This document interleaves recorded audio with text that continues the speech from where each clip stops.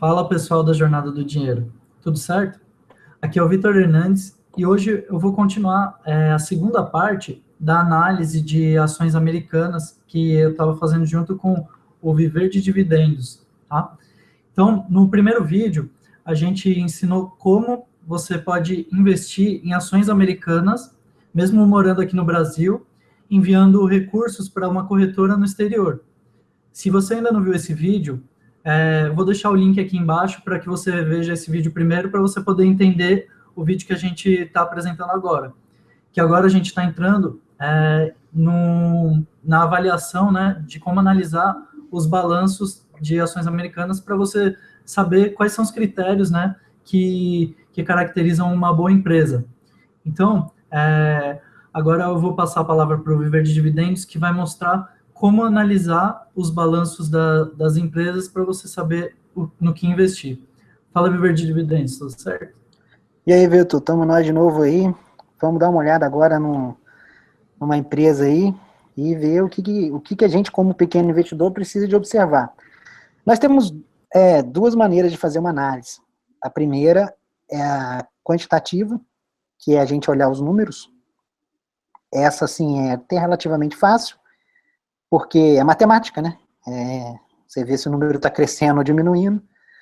E a segunda, que é qualitativa. Nós vamos falar da primeira etapa, que é a quantitativa. A qualitativa eu acho que demoraria um pouco mais de tempo, e a qualitativa você fala mais sobre o case de negócio da empresa, os produtos que a empresa vende, quais são os clientes, o que pode afetar positivo e negativamente na empresa, os riscos, etc e tal. Então, assim, é importante você combinar essas duas análises. A qualitativa é um pouquinho mais difícil de fazer, porque exige um certo de feeling da pessoa que está fazendo a análise. E aí vai com tempo, experiência, conhecimento de mercado, a pessoa vai melhorando seus atributos ali, beleza? A gente ficou pensando antes em qual empresa investir, né? Aí o Vitor fez uma sugestão muito boa, que é, vamos falar da Nike, né? Que é uma empresa que todo mundo conhece, né? Uma empresa muito comum. Então vamos ver se a Nike realmente é boa ou não, né? O que você acha que é, Vitor? Você acha que é uma grande empresa ou não? A Nike, eu imagino assim, eu não cheguei a me aprofundar, eu não sei analisar relatório de bolsa americana ainda, vou aprender com você agora. E assim, a Nike, pelo que a gente ouve falar, parece ser uma ótima empresa, assim, que vem crescendo bem. Assim, aqui no Brasil, pelo menos, ela tem um puta marketing, imagino que nos Estados Unidos não seja diferente, né? Então, assim, a gente estava até debatendo, assim, o que será que qual empresa será legal para levar para o público, assim? Será que a gente leva um Apple, Disney, Facebook? Daí a gente acabou chegando na Nike para diferenciar um pouco também das empresas que o Viver de Dividendos já analisou no próprio site dele. Então, a gente acabou optando pela Nike, que é uma empresa muito famosa aqui e que talvez tenha alguns dados interessantes aí para a gente dar uma olhada no balanço. Beleza. Então, eu vou compartilhar minha tela aqui com vocês para a gente dar início. Bom, galera, olha só. O primeiro passo que a gente precisa de fazer é abrir uma página. Eu recomendo vocês a usar o Morningstar, que é onde você consegue pegar as informações da empresa. Aqui você vai fazer basicamente aquela análise dos números, lucro, receita, etc e tal. Então é só acessar esse sitezinho aqui, ó, morningstar.com. Vocês estão vendo aqui no ponteiro do meu mouse. Deixa eu pegar minha canetinha aqui para vocês. Ah, não, depois eu uso a caneta. Mas é basicamente você acessar esse site aqui, vai cair nessa paginazinha, você vai aqui na parte aqui de onde você digita o código da empresa, bate o nome ou o código, e ele chega nessa página que a gente está hoje atualmente. Nós vamos falar aí sobre a Nike. Deixa eu pegar minha canetinha. Bom, a Nike, acho que não precisa da gente fazer uma introdução muito grande do que é a empresa, que acho que todo mundo já teve algum produto da empresa, né? Ou pelo menos conhece o nome, né? Como o próprio Vitor falou, é uma empresa com uma marca muito forte, não só aqui no Brasil, mas como no mundo inteiro. Então é uma empresa que dispensa apresentações prévias. A gente vai tentar focar aqui mais na parte de dados mesmo, de números. O primeiro passo que a gente olha, a gente aqui no Morningstar tem várias abinhas aqui. A gente vai passar em algumas delas. Mas, basicamente, a que eu mais uso para fazer as minhas análises é essa daqui. Então, aqui é onde tem as informações mais importantes. Vamos dar uma olhada aí primeiro na receita. A primeira coisa que a gente olha numa empresa é a receita. Se uma empresa tem uma receita crescente, isso é um bom sinal. Então, a gente tem que observar se a empresa vem vendendo cada vez mais ano a ano e ver o quanto desse crescimento ela vem obtendo. A gente consegue observar aqui, ó, que a Nike, em 2006, faturou, isso aqui, pessoal, são informações em dólares americanos, ó. Aqui você vê a moeda. Se você pesquisar aqui no Morningstar uma empresa que seja brasileira, vai vir em reais aqui. Bom, dependendo da empresa, eu acho que a Ambev vem em dólar. Mas de modo geral, as empresas americanas são em dólar. Aqui a gente vê, em 2006, a Nike faturou 14 bi de dólar. E aí você vê o quanto que ela faturou hoje. Ó, esse último resultado aqui, ó, pega o último trimestre aí. Porque a Nike, olha só, nem todas as empresas nos Estados Unidos, vocês têm que observar também o seguinte, ó, nem todas as empresas dos Estados Unidos, elas têm um balanço que fecha no mês de dezembro. A Nike, por exemplo, ela fecha no meio do ano, tá vendo? Então o balanço dela vai de meio de 2014 até o meio de 2015. Então quando você pega esse resultado aqui, ele está pegando aí parte do balanço anterior de 2015 e já parte do 2016. Beleza? Então a gente já vê que ela já tem um crescimento de receita para esse ano já marcado aqui. Já conseguiu, nem terminou o ano, já conseguiu, teoricamente, se manter os resultados ainda positivos, já conseguiu bater o ano anterior. Isso é um bom sinal. Uma coisa que eu gosto de olhar e recomendo sempre o pessoal olhar é como a empresa se comportou durante a crise. A gente tem aí o privilégio aí privilégio não, vamos dizer, a vantagem de estar conseguindo ver os dados ainda de 2008. Então a gente consegue visualizar aí, ó, 2008, 2009, e a gente vê como que a Nike se comportou na crise. Porque não adianta você comprar uma empresa e aí vem um momento de crise e aquela empresa perde receita, perde cliente, não sei o que, acontece um fudu danado e a empresa vai perdendo valor, perdendo valor. Então é importante você acompanhar como que a empresa está se saindo, principalmente nos momentos da crise. Então a gente consegue ver aí, ó, que a Nike, ela vem mantendo o crescimento mesmo no momento de crise lá nos Estados Unidos. Claro, boa parte da receita dela é americana, mas boa parte também vem de fora, e isso acabou ajudando um pouco ela, entendeu? Mas o fato é que, mesmo na crise, ela conseguiu manter. Ó, ela teve uma queda aqui em 2010, ó, na receita, mas logo em 2011 ela já se recuperou, entendeu? Já se recuperou e recuperou bem mesmo, porque aumentou 1 bi praticamente aí de 2010 para 2011. Então, assim, é uma empresa, você consegue observar que é uma empresa bem resiliente. Ela consegue passar pelos momentos de crise com facilidade. E é esse tipo de empresa que você tem que procurar colocar na sua carteira. Não adianta você querer ficar procurando aquela empresa que, a empresa vai me dar 1 milhão de rentabilidade lá, mas e aí, o risco que você corre é tremendo.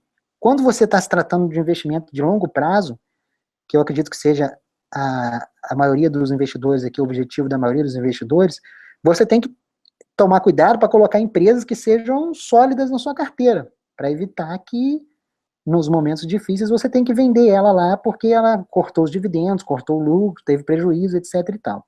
Então é muito importante você observar como ela se comportou. Um outro dado que eu gosto muito de olhar aqui seria a margem.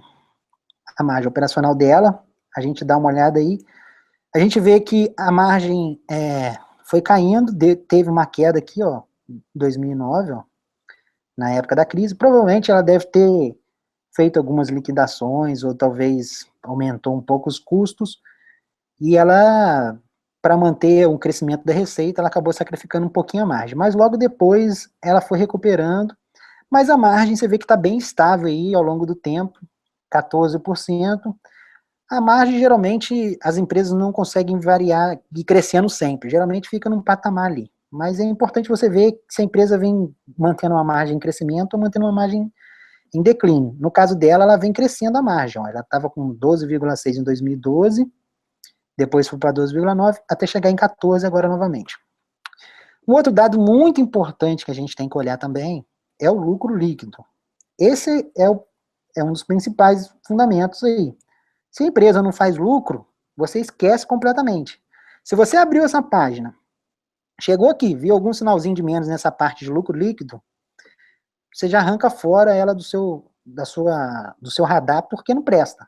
Você tem que procurar empresas que tenham lucro. Ah, mas ela teve um prejuízozinho aqui em 2012. Cara, não interessa. Se ela teve prejuízo, descarta ela. Aí, o mercado americano é um pouquinho diferente do brasileiro. Às vezes a gente aqui no Brasil, a gente tem que ter um pouquinho mais de tolerância, porque senão não fica com nenhuma empresa na carteira, porque as empresas, o mercado brasileiro, ele é muito mais volátil do que o mercado americano. Aqui tem uma série de fatores, risco Brasil, aquelas coisas todas. Então, às vezes, nos Estados Unidos, a gente é um pouco mais rígido com as empresas. Eu acompanho os americanos, eles são extremamente rígidos com os resultados. Se a empresa for mal, a empresa é castigada na bolsa. A cotação desaba, o nego senta a lenha no CEO. Então, assim, eles cobram bastante o crescimento dos lucros lá. E aqui no Brasil, por conta desses fatores todos, a gente acaba não tem que ter os mesmos critérios que o americano. É um pouquinho diferente. Mas, assim, lá nos Estados Unidos, quando você for comprar uma empresa, você tem que ser muito mais criterioso do que aqui no Brasil, entendeu? Mas não porque lá tem um monte de tralha, muito pelo contrário, é porque lá tem muitas empresas boas. Então, você não vai querer correr o risco de colocar uma empresa mais ou menos na sua carteira se você tem lá 400, 500 empresas que excelentes, com balanços, com lucros crescentes ano a ano. Então, quer dizer, para que você vai colocar uma empresa de risco na sua carteira? Não há necessidade, entendeu? Então, assim, o seu critério tem que ser muito maior lá quando se investir nos Estados Unidos. Você vai observar que se o lucro vem crescendo, isso é um fator principal que tem que ter na empresa. A empresa tem que ter um lucro crescente. A gente consegue observar aqui, ó, que ela fazia um lucro de 1,3 bi em 2006 e agora, em 2016, ela já está com 3,6 bilhões de lucro. Então, assim, é um crescimento considerável. Beleza, pessoal?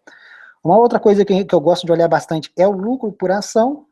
O lucro por ação é o quê? É basicamente esse indicador aqui dividido pela quantidade de ações. Por que eu gosto de olhar ele? É muito comum no mercado americano as empresas fazerem recompra de ações. O que é recompra de ações? Isso aí a gente não vê muito no Brasil. Geralmente aqui no Brasil, as empresas fazem um contrato, elas bonificam você.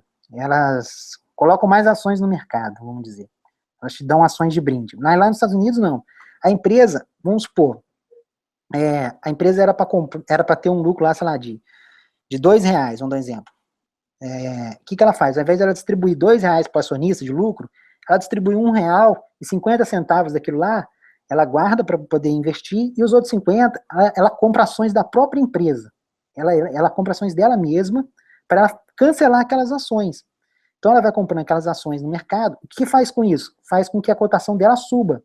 Você vê, por exemplo, eu faço quem não me conhece, eu faço um trade de valor. Trade de valor é um pouquinho diferente. A Nike, por exemplo, não é uma empresa que você vai usar para trade de valor porque ela distribui dividendo. Trade de valor são empresas, o ideal é que você faça com empresas que não distribuam dividendos. Quando você faz trade de valor, a empresa ela recompra muita ação. Então a cotação da empresa sempre vai subindo, subindo, subindo, subindo. Então isso daí é um ponto a favor da empresa. Por quê? Quanto menos pessoas tiver com ações da empresa, maior é a sua fatia no bolo, entendeu?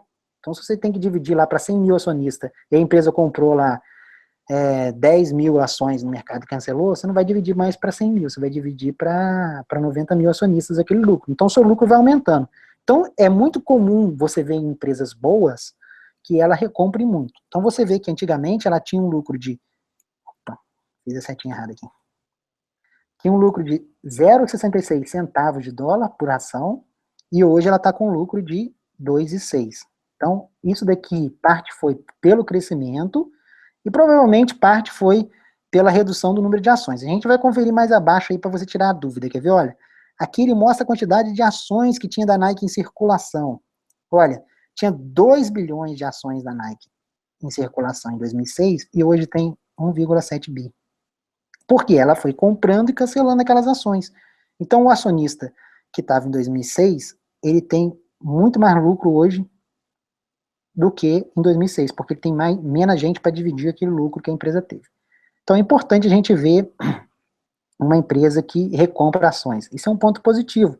Não quer dizer que é um ponto determinante na sua avaliação, mas você vê o quanto que a empresa vem recomprando. Geralmente, quando recompra-se muito, a cotação tende a subir, porque a empresa vai comprando, e aí a cotação acaba subindo, entendeu?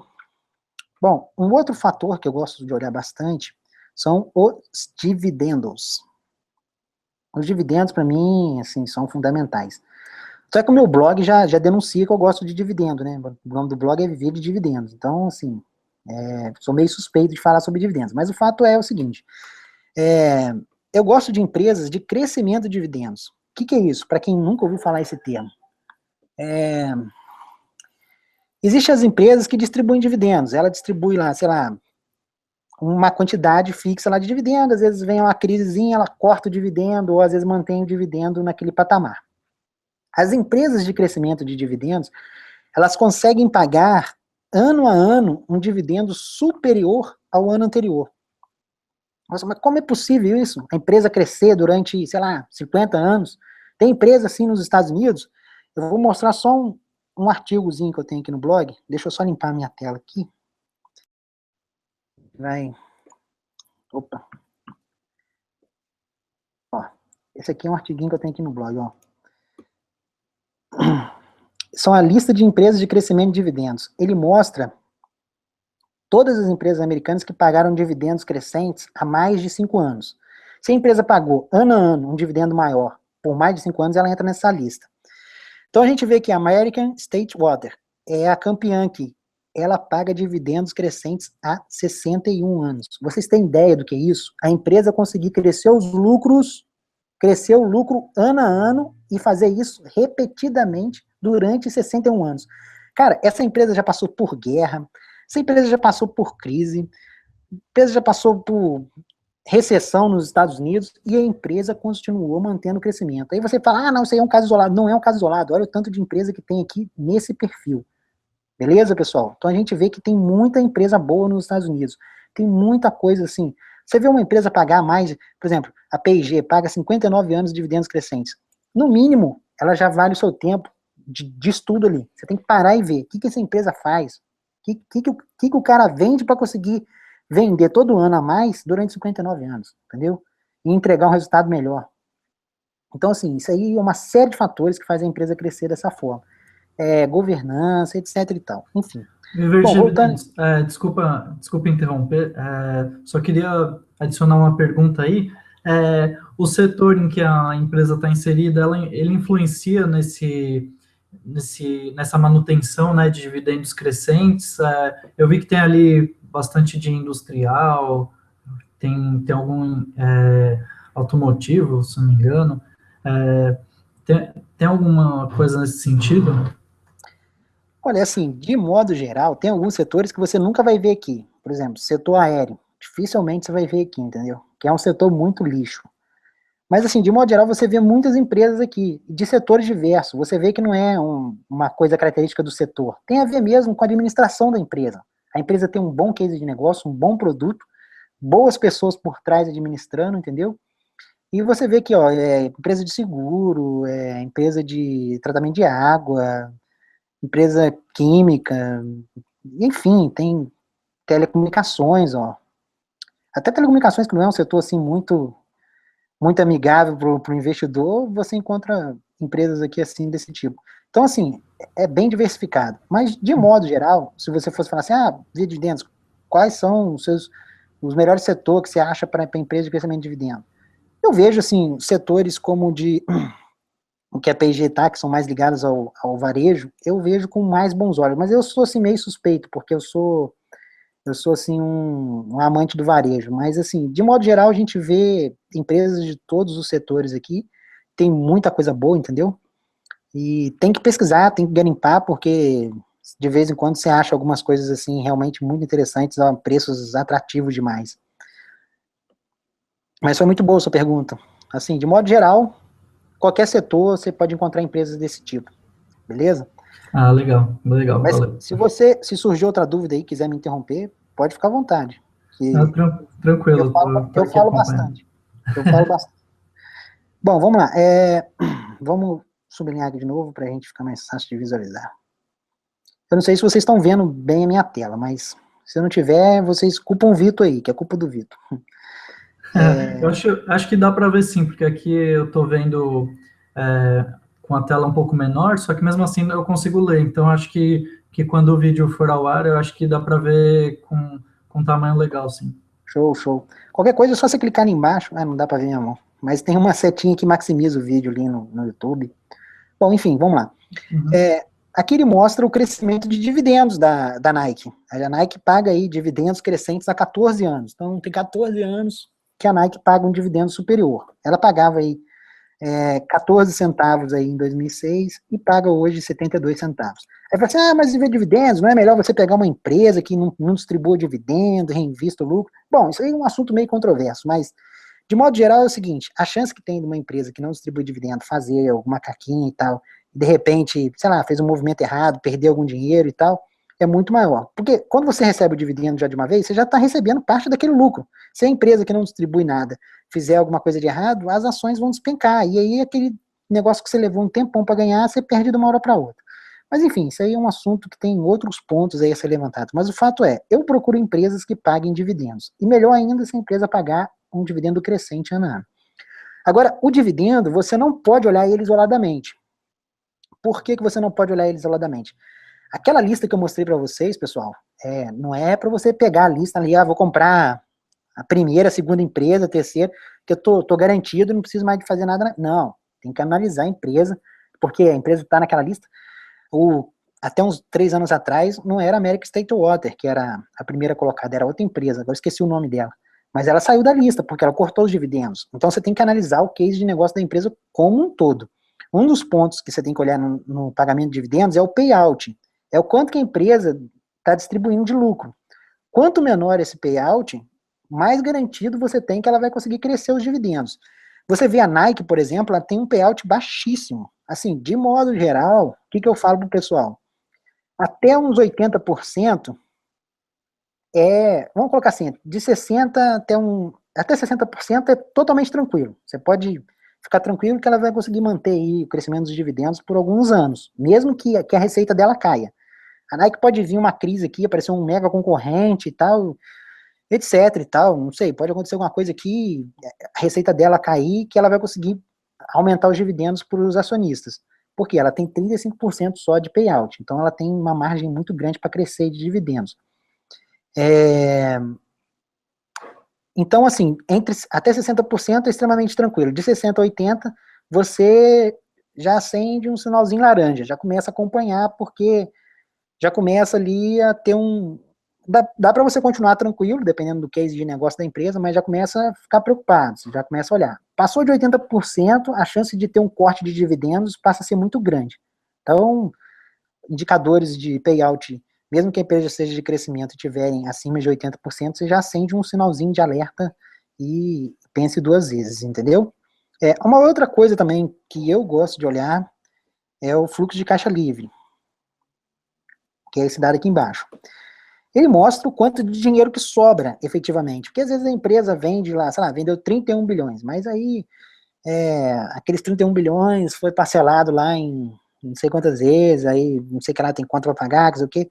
Aí não consegue visualizar o quanto que sobrou efetivamente de todo aquele dinheirão. Então aqui você consegue ver o quanto que sobrou em cash no caixa, vamos dizer assim. Aí, então a gente vê aí 3 bilhões aí, é um número bom, assim, não, esse número geralmente costuma oscilar bastante, tem alguns anos que vai para menos ou para mais, mas o importante é você não ver ele negativo. Quando ele tiver negativo, significa que a empresa, geralmente é porque a empresa está investindo mais do que devia, entendeu? Eu não gosto de empresas muito alavancadas, então eu procuro evitar empresas com fluxo de caixa negativo, mas às vezes pode ocorrer.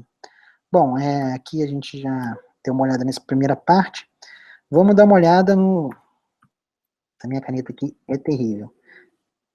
Vamos dar uma olhada aqui na parte do endividamento. Vamos ver como é que é o endividamento da Nike. A dívida de uma empresa é muito importante você acompanhar, pessoal. A dívida se analisa da seguinte forma, ó. Primeiro passo que você precisa de ver no endividamento de uma empresa aqui ele mostra o quanto do capital, do patrimônio da empresa está em dívida. Então a gente vê aí, ó, 0,15%, 15%, né, do patrimônio de toda a Nike tá em dívidas, entendeu? A dívida dela corresponde a isso. Era uma dívida, assim, muito menor. Você vê que vem crescendo e tal. Mas, assim, comparado ao patrimônio da Nike, é ridículo essa dívida. Mas um endividamento, você não analisa só isso, dívida pelo patrimônio. Não é só isso que você tem que analisar. Tem um outro indicador que é mais importante do que esse ainda, que ele mostra a capacidade que a empresa tem de pagar a dívida, que é o índice de cobertura de juros. No caso aqui da Disney não vai funcionar. Mas é esse indicador aqui, ó, índice de cobertura de juros. O último índice calculado que tem é esse daqui, 712. É porque nem todas as empresas conseguem fazer, o Morningstar consegue fazer automático, porque às vezes a despesa de juros pode variar um pouquinho no balanço lá e acaba que eles não conseguem fazer esse cálculo automático.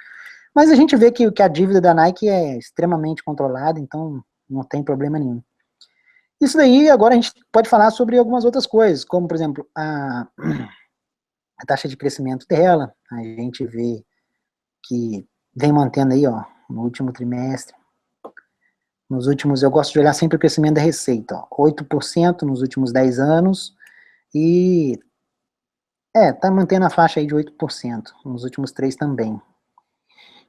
E eu gosto também de olhar o lucro por ação. Aí, o lucro por ação cresceu 12% nos últimos 10 e 16% nos últimos 3.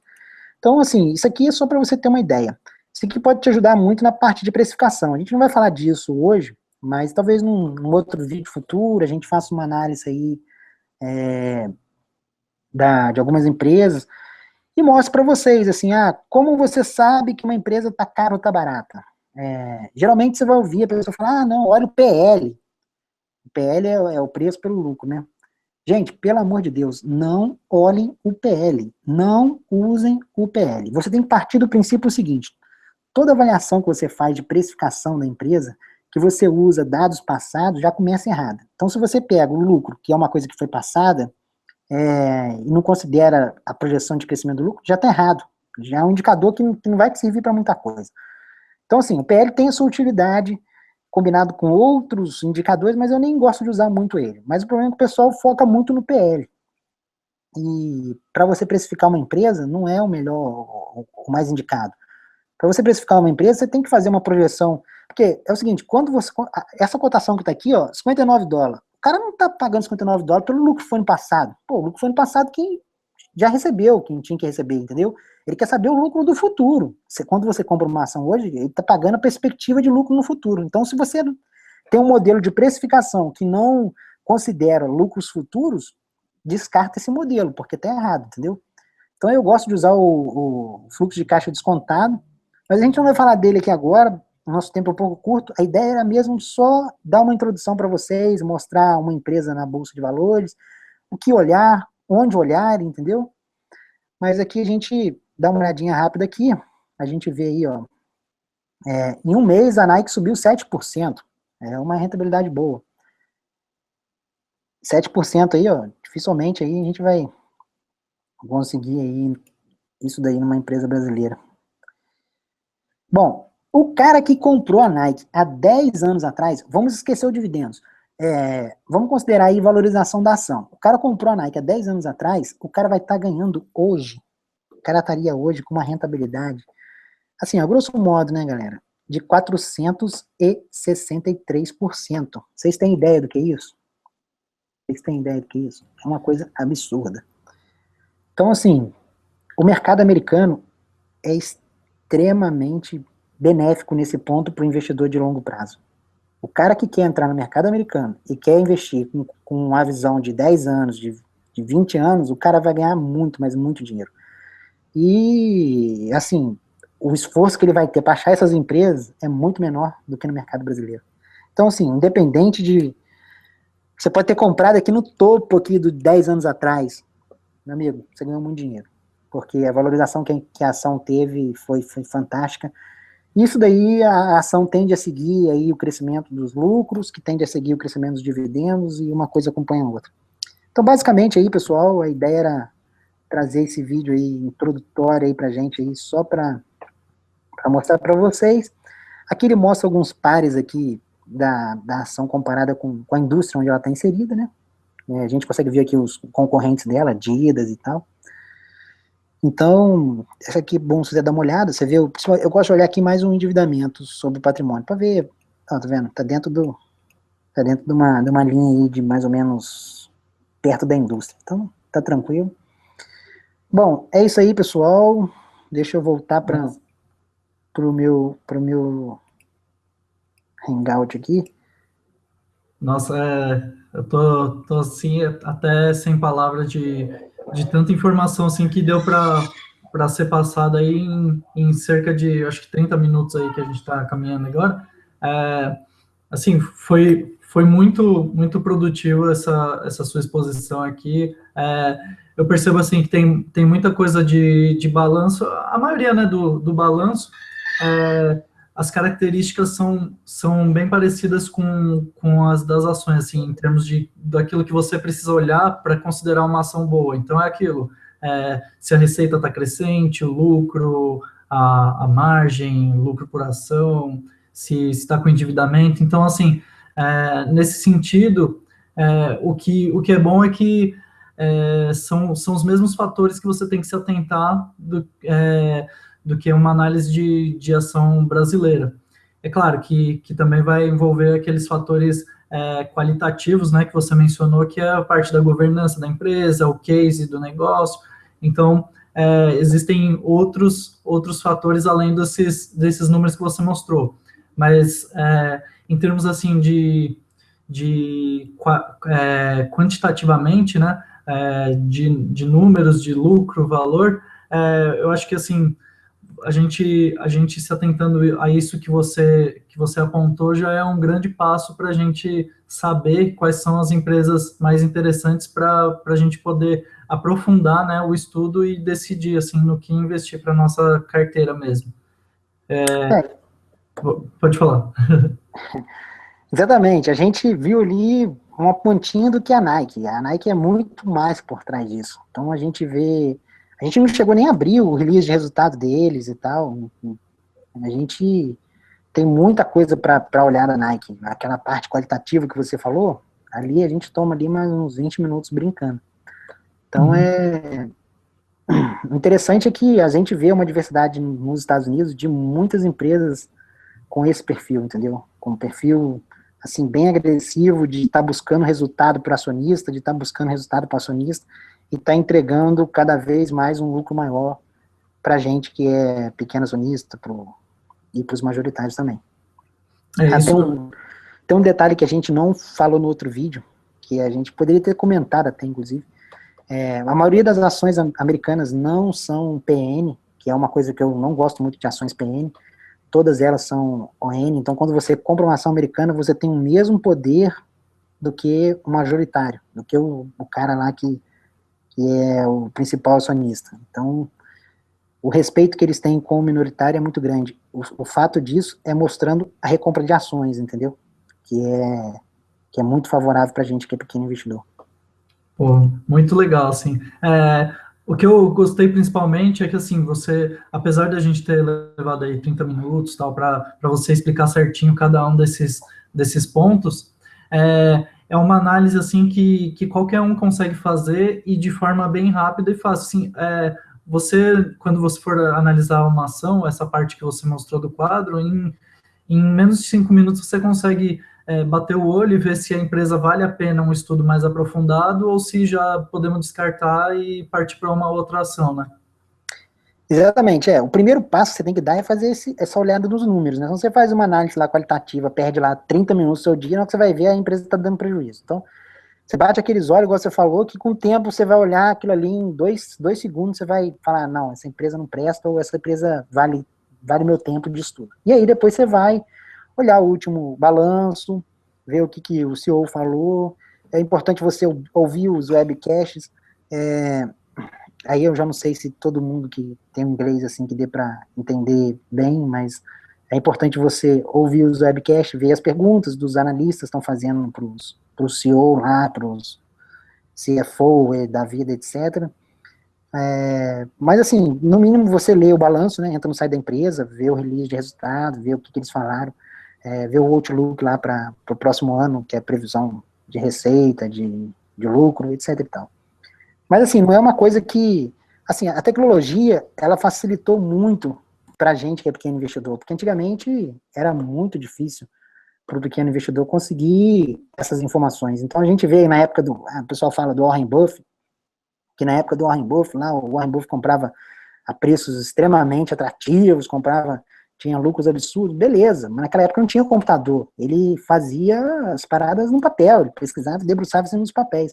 Então você via uma discrepância muito grande. Hoje em dia, dificilmente você vai achar aquela empresa. Se você achar uma empresa muito barata, você tem que desconfiar que tem alguma coisa ali por trás daquela empresa para estar tão barata assim. Porque hoje com os computadores, o computador consegue analisar esses números aí da empresa e em questão de segundos ele analisa milhares de empresas. Então, assim, aquela discrepância que a gente tinha deixou de existir. Então, teve uma vantagem, que isso aí equilibrou o mercado. Então, todo mundo tem as mesmas oportunidades. Tanto um grande fundo, quanto um pequeno investidor. Porque às vezes o pequeno investidor tem que ter mais vantagem que o grande fundo, que o grande fundo tem que comprar grandes quantidades. A gente consegue entrar naquelas empresas, compra quantidades menores, então a gente consegue entrar em empresas muito melhores, às vezes. E tem um retorno, às vezes, muito maior do que esses fundos aí, grandões aí.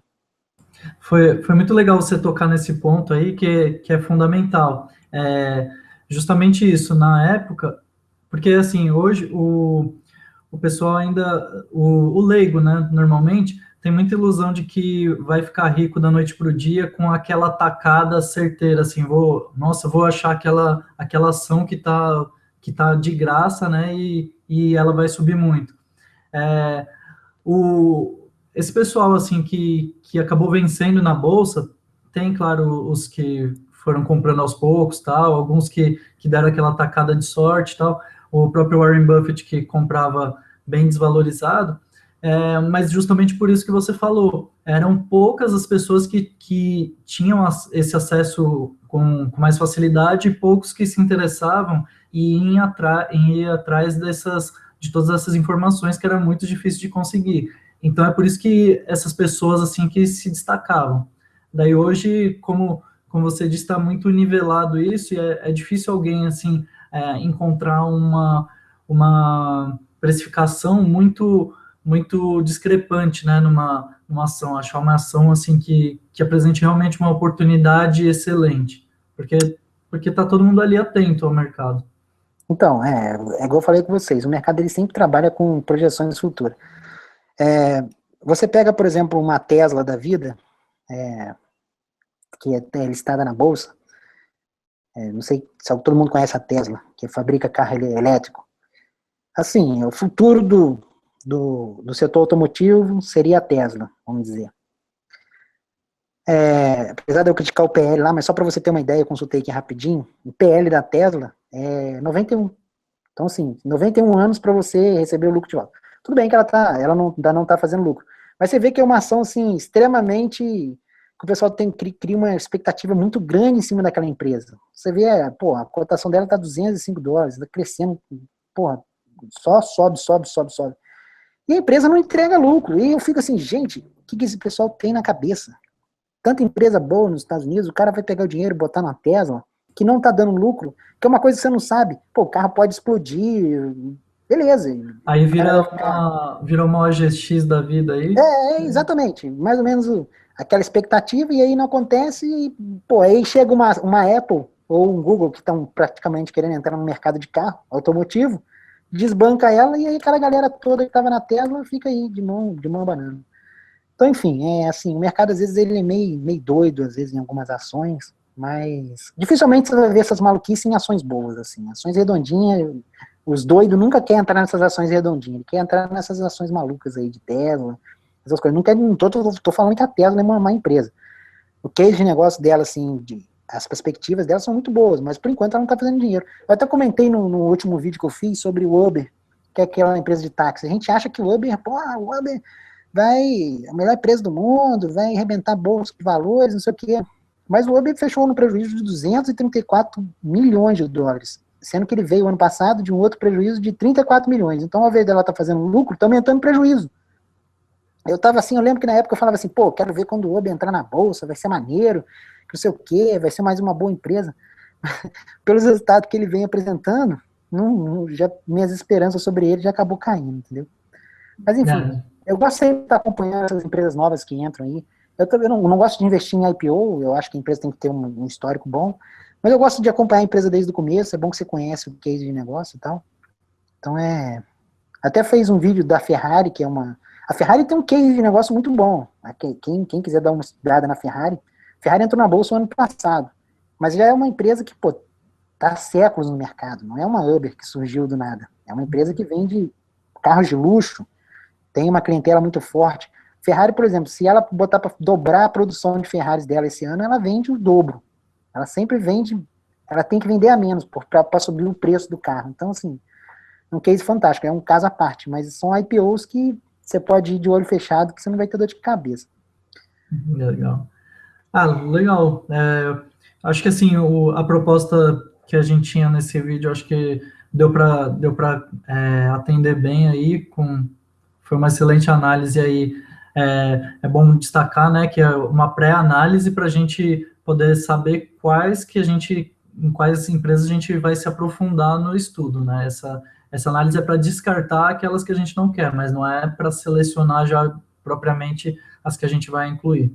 Então, é sempre bom frisar para o pessoal que a gente não está falando para sair comprando empresa X ou Y aqui, pessoal. A gente está fazendo estudo, estamos só mostrando que tem que olhar, não é na recomendação de compra nem de venda, não. Senão o pessoal sai, vender meu carro, colocar na Nike. Aí a Nike amanhã dá algum problema, eles vão vir em cima da gente chorar.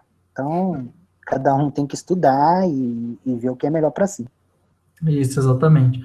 Então assim, no futuro a gente conversa de novo, fazer uma análise mais aprofundada até para ver como que analisa qualitativamente, né, uma empresa, que assim, é muito interessante essa parte de como analisar uma empresa, porque não é algo assim tão simples de se fazer, e eu acho que com esses vídeos educativos a gente consegue passar um conhecimento legal aí para o pessoal, tanto do Jornada do Dinheiro quanto do Viver de Dividendos, né? Show, a gente está aí disponível aí, precisar aí. Se o pessoal quiser colocar nos comentários aí desse post aqui do Jornada do Dinheiro alguma sugestão de empresa, fala da empresa X ou Y, bota aí que a gente tenta ver se fala aí no próximo vídeo que a gente puder fazer. A gente traz alguma análise mais aprofundada de determinada empresa, que a gente pegou essa daqui meio que no supetão, aí não dá para fazer uma análise qualitativa assim do nada, né? Tem que dar uma olhada um dia antes para ver com calma, né? Mas foi só para vocês entenderem mesmo, como o Vitor disse. Ah, sim, também porque ia ficar muito extensa essa análise e aí acabaria cansando, né, o pessoal. Eu acho que até já ficou meio longo, mas espero que o pessoal aí tenha gostado, já deu para pegar bem, assim, como que faz a análise superficialmente e assim, para começar nesse mercado que, como a gente falou, tem muita gente assim, meio receosa, né, com o Brasil, então seria legal começar a aprender sobre essas modalidades no exterior até para poder fazer uma diversificação legal, né, de manter um pouco do capital nosso aqui, mas também levar um pouco para fora até como uma forma de proteção, né? Exatamente. O pessoal aí acha que, vou tirar a Dilma, vai acabar os problemas do país. A Dilma é um dos problemas, mas só tirar a Dilma não adianta. O problema do Brasil é muito mais crônico do que isso. E não tem jeito, assim, o melhor mercado que tem hoje para você se investir é nos Estados Unidos, e não só pelo fato das empresas americanas serem muito boas, mas também de lá você conseguir comprar qualquer empresa do mundo. Então, assim, é uma opção interessante para aquele investidor que, poxa, eu quero ter uma diversificação um pouco a mais, além das ações que eu tenho aqui no Brasil. Ninguém está falando aqui para você vender tudo aqui no Brasil, mandar o dinheiro para fora. Não é isso, eu também não faço isso, eu tenho parte do meu capital aqui no Brasil, eu acho importante ter, até porque a gente acompanha o mercado aqui, a gente sabe muito melhor aqui como é que funciona o mercado do que fora. Mas assim, os Estados Unidos é um ponto que vale a pena você gastar um tempinho ali, acessar aí os posts que a gente vai fazer aqui na Jornada do Dinheiro, mostrando para vocês como seguir essa trajetória de abrir a conta nos Estados Unidos, aquelas coisas todas, e vale a pena você aí perder um tempinho e dar uma olhada, porque não é só melhoria para o seu capital, mas é conhecimento, fonte de conhecimento nunca é demais. É isso aí. Então acho que por hoje a gente já pode encerrar aqui. Muito obrigado aí, Viver Dividendos, participação excelente aí, a gente já teve outro vídeo introdutório, agora como analisar os balanços. Vou deixar o link, como eu falei no começo, vou deixar o link do primeiro vídeo aqui também, e aí a gente vai continuar produzindo esses conteúdos, porque assim, eu tenho me interessado bastante por estudar esse mercado no exterior, justamente para a gente ter essa outra opção, né, de diversificação. Então, acho que é interessante a gente levar esse conhecimento que a gente tem adquirido aí para o nosso público, né? Então, muito Beleza. obrigado. Eu que agradeço a oportunidade, Vitor, de estar falando aí com o pessoal da Jornada do Dinheiro. E é isso aí, galera. Até a próxima. Um abraço. Falou, abraço, até mais.